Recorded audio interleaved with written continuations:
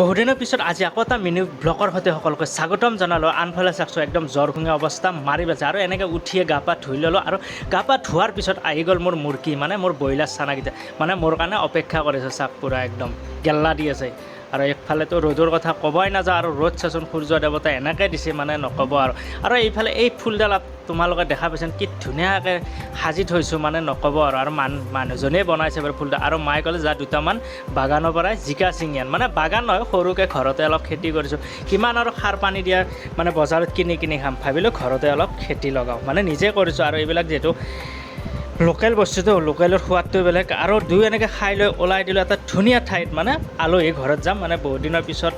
মানে এনেকৈ দুই মিনি ব্লগ লৈ আহিলোঁ আপোনালোকৰ মাজত। যদি ভিডিঅ'টো ভাল লাগিছে লাইক কমেণ্ট কৰিব আৰু যদি মোৰ ভাল ভিডিঅ' চাব বিচাৰে তেতিয়াহ'লে আপোনালোকে কমেণ্ট বক্সত যায় আপোনালোকে কমেণ্ট কৰিব মোৰ ব্লগবোৰ কেনেকুৱা লাগে আৰু আপোনালোকে মোৰ ব্লগ চাব বিচাৰে নেকি।